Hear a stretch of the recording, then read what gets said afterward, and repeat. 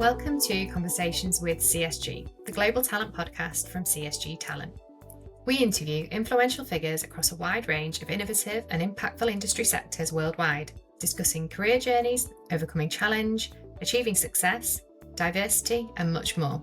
I'm sure you'll see value in a lot of the topics we cover. So here it is. Hope you enjoy.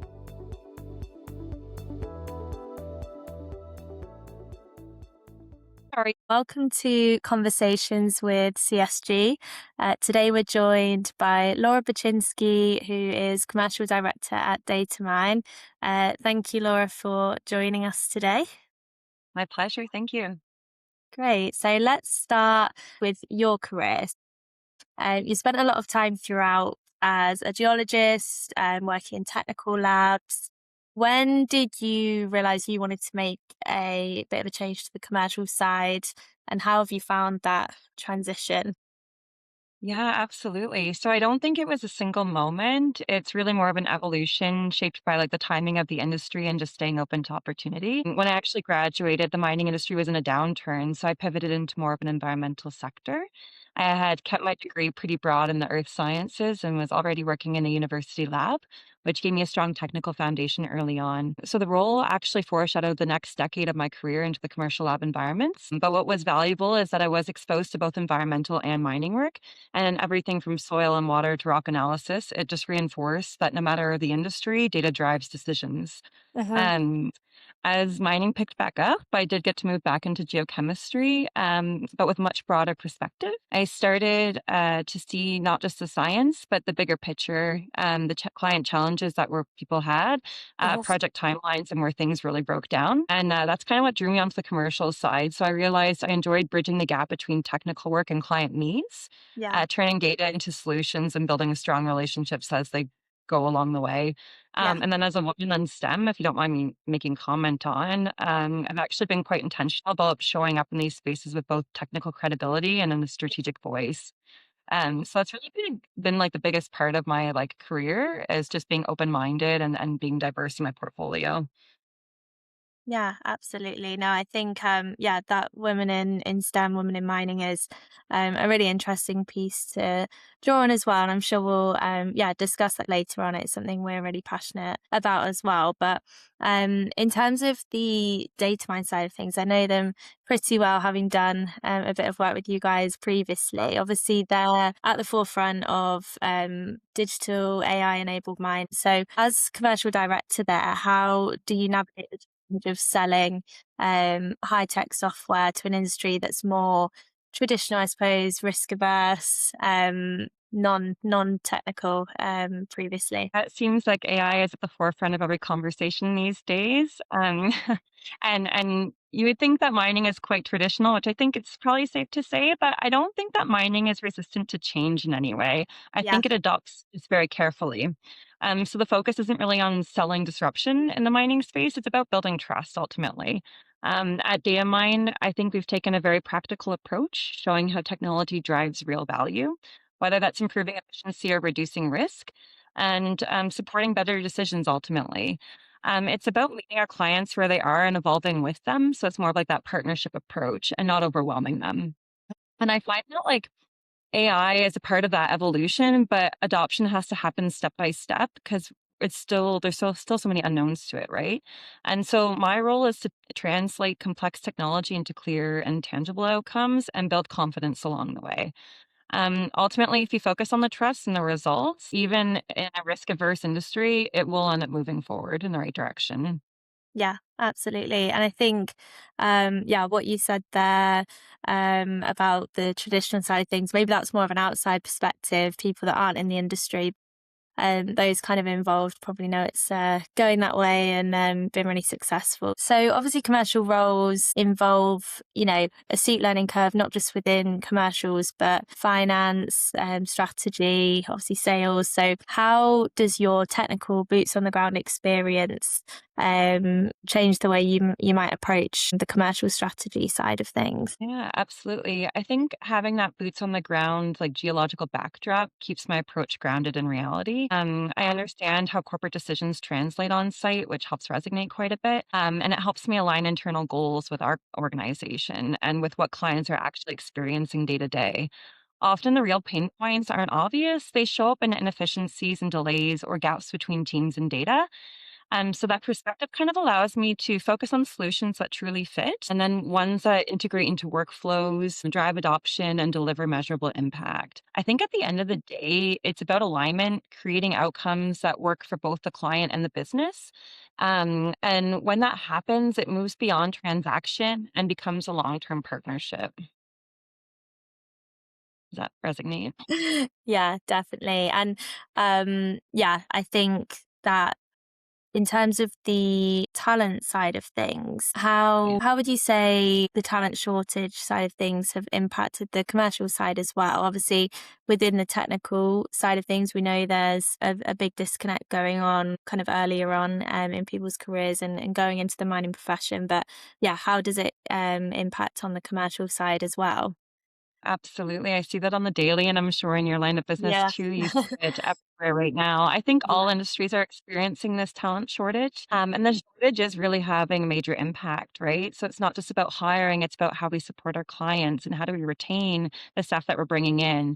So we're seeing clear pressure across the industry with many mining leaders saying talent gaps are affecting performance. And that often means fewer technical experts on the teams, so limited resources, creating a greater need to bridge this gap. It's not just with technical knowledge, but I find that strong communication and people skills are also extremely critical.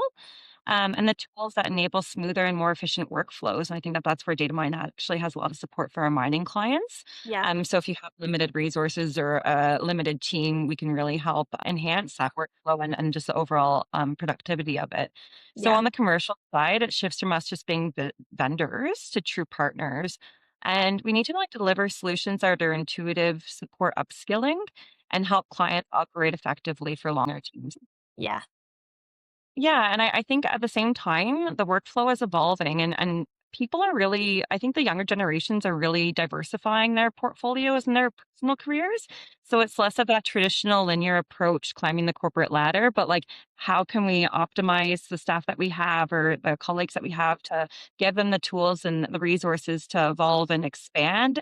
And in some ways that kind of reshapes and expands the talent pool, right? So less pigeonholed, more thinking outside of the box and really honing in on the talents, what they can do and bridging that gap, right? So I think that that's like kind of where it's turning into, and then how do you ultimately retain that staff once you make that investment is a really big thing too.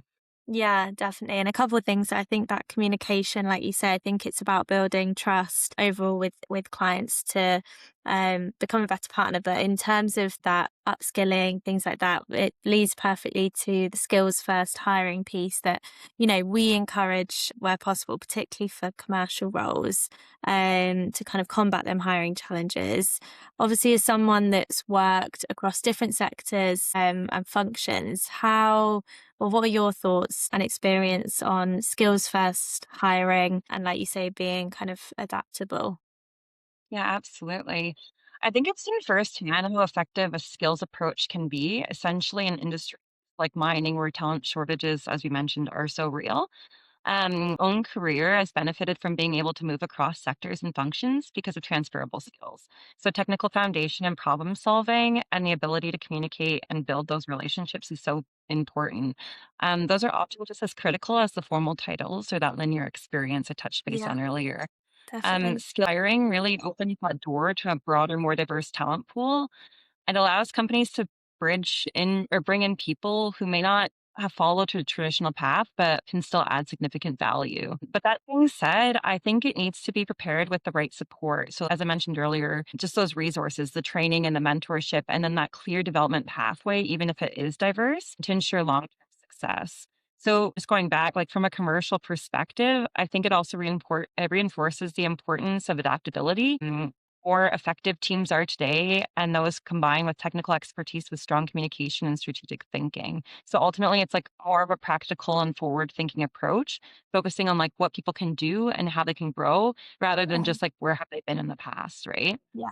Yeah, definitely. And I think, like we say, with the mining industry, how it is, and maybe less people going into that profession, but for whatever reason, it's seeing what they can do sort of instead, and be adaptable. But yeah, I think, like you say, it's not just about the skills, it's how they can also learn those technical skills and be a bit more knowledgeable about the product, or what have you. So having those internal structures in place is really important as well. Having those resource support, right, to back it all in.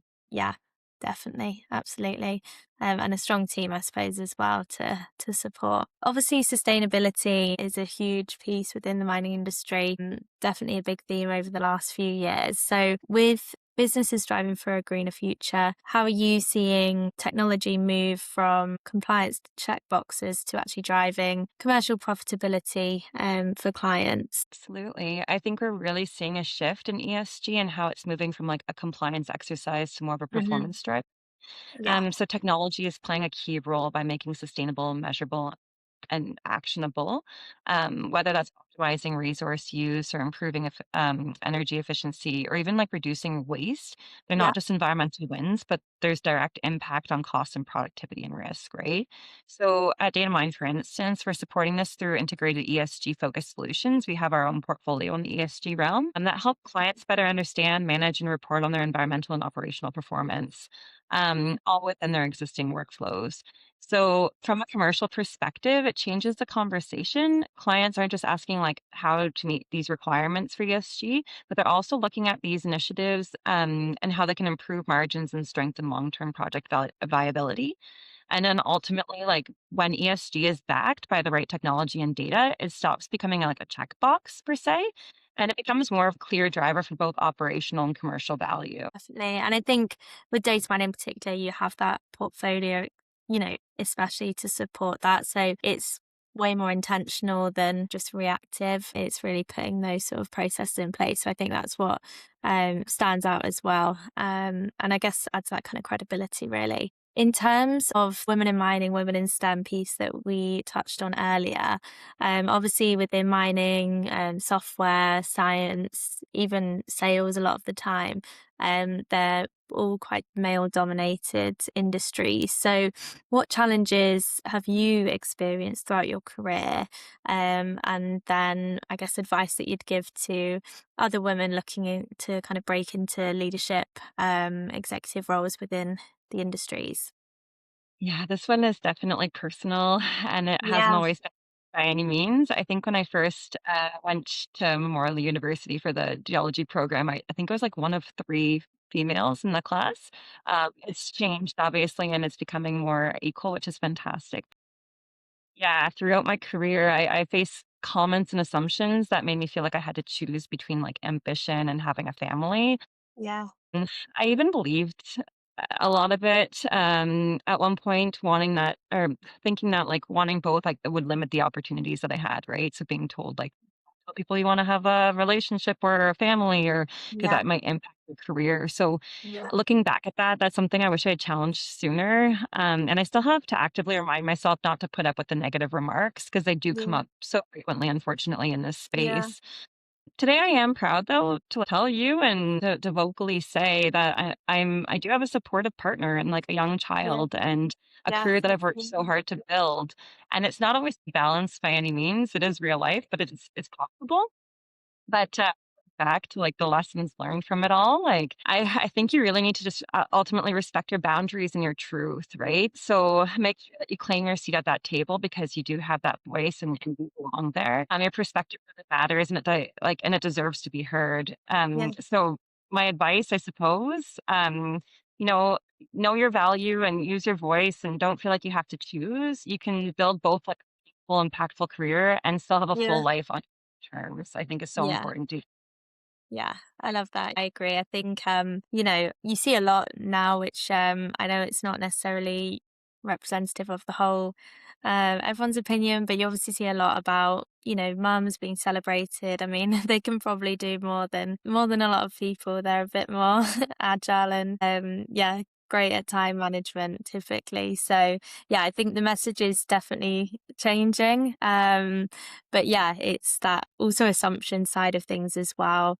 Hiring women at a certain age is still probably a question for a lot of people. So it's really, I guess the conversation will never stop happening as probably in the next, I guess, as long as we're probably working. So it's just keeping it kind of banging that drum. And I think, like, ultimately, even without the family and the kids, I think being a woman in the industry has poses its own challenges. And I hope that more people, as we're talking about it more openly, I think that's like a huge step in the right direction, right? So 10 years ago, I would have just like stuck in my lane and stayed silent. And I think it's so important to be able to have these candid conversations about what's really going on and have that visibility, and how can you support one another in this space to make sure that we do have those seats at the table. And it's two full-time jobs, like motherhood and a career, but it is something that you can back.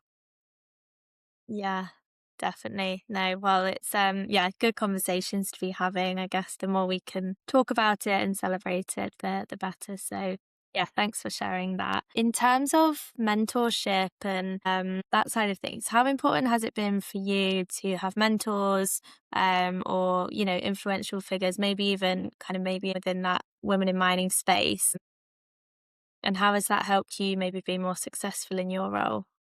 Absolutely. I can't preach mentorship enough. I find it's incredibly important.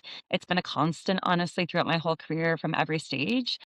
The broader your network, the more perspective you gain. The mentors don't just like open doors for you, but they challenge your thinking and they share lessons, and then they Yeah, help you navigate decisions with more confidence, right? So they also show you the world of possibility. Like, there's careers and positions that I still am figuring out that exist in this space, and opportunities that come from mentorship. So what is important is that mentorship isn't just like one directional either, and it's not limited to one phase of your career. I find sometimes different generations might say, "Oh, I'm already at that stage of my life. I don't need a mentor," but I couldn't disagree more. I think you really learn from your peers, leaders, and even those coming up from behind you. So some of the most valuable growth comes from these everyday interactions. For yeah. me, it's also about exposure in the industry. So being in rooms with experienced and influential people, it accelerates your learning and helps you see what's possible. And so ultimately, like, we learn best from one another. And the more intentional you are about building those relationships, the more it shapes not just your career path, but like how you show up in your role every day. Definitely. I think, like you say, typically it would be somebody more experienced or older than you that's your mentor. But I think you can really learn from so much from somebody in a different generation. And I guess the people, coming in behind you, like you say, are the ones that have really different life experience so far and, know how the kind of modern world is kind of going a bit more. So yeah, always good to learn from people, I guess, at every sort of stage. I agree. I had a management role previously, and I learned so much even just from my team too, right? So like a couple of the team members would say, "Oh, like you're like a mentor test," but in reality, it was a two-way street because I was learning how to like be a manager as well from that, right? And learning from previous leaders in the past. So I think like in your personal life and in your professional life, you're just constant. Like for me, I'm constantly learning from others, and so I think like whether it's some like professional mentor or like regulated, or if it's just like a casual, like it's just so critical to have in this space. Yeah, definitely. Um, Obviously we've discussed CAM and, there's tons of networking events, communities, all sorts going on, and particularly North America and Canada are huge for it. So what impact do these events and networking opportunities have both on your role and obviously on the wider business as well, and maybe personally too? Yeah, absolutely. I think they have significant impact, both Yeah, personally and for business. Like mining, as I mentioned earlier, I find it's like super relationship driven, and the industry and the conferences and the trade shows that we go to and these yeah, networking events, that's where all the meaningful conversations really happen, right? So that's where the face to face, the relationship building, even like the casual outside of the technical talks and trade show floor and meeting people in the evenings. I just think that that's when those friendships and those relationships, the long-term ones, really take a stand. yeah. They create space to move beyond transactions, and really Mhm. it helps us understand what clients are experiencing in real time too, because you can have those candid conversations. So I've been actively involved with organizations like CIM and Women in Mining and Toronto Geological Discussion Group and PDAC and Yeah. all of them under the sun. Mhm. Many years now. And those Yeah. communities have been incredibly valuable, not just for networking, but for also sharing knowledge and supporting the industry growth too, right? So for me, it's about staying connected and hearing different perspectives and identifying the challenges early, but it's also about building that trust in face-to-face time. And Yeah. that insight directly influences like how I approach my role. For data mine, I think it reinforces our role as a partner with our clients. So being Mhm. present in these spaces allows us to listen and to Yeah. collaborate and Mhm. evolve alongside our clients. And we strengthen those relationships that really do deliver like that long-term value ultimately. Yeah, definitely. Love And it. I think that's really good to hear. And I think for us, obviously, coming from the UK, really having kind of boots on the ground and meeting in person is extremely valuable, and having those more kind of candid conversations rather than organized meetings about, you know, um, contracts and things like that. It's more really getting to know each other, seeing the culture, seeing how teams interact. So, yeah, can definitely resonate with that. So I guess we're almost there. Just sort of final question, and something we ask every guest on Conversations with CSG is, what's the most valuable piece of advice you've ever received throughout your career, and yeah, what you sort of learnt from that. Yeah. So one piece of advice that's always stayed with me, and I don't know why this always comes to mind anytime I get asked this, but it actually came from our department head from the university I went to. And it's the person sitting next to you could either one day hire you or fire you. And at the time, that felt so blunt, but over the to see like how true it really is, especially in the industry that like that's so well connected, like mining, right? So, what it really taught me though is the importance of relationships and how you show up and how you treat and how you support those around you, because it can open up doors not just for yourself but for others as well. And Yeah, so, careers like I mentioned earlier, they're not linear. People grow into different roles in ways that you don't expect, and the connections you build early on often come full circle. And I've seen this happen so many times, even in the short, 10 years I've been in the industry. Those relationships and the opportunities and the partnerships or support systems like later in your career, they really are there for you. So I yeah. think this is especially important for like women in the industry too. Mhm. Supporting one another and advocating for each other and creating space at the table makes a real difference, not just individually, but collectively.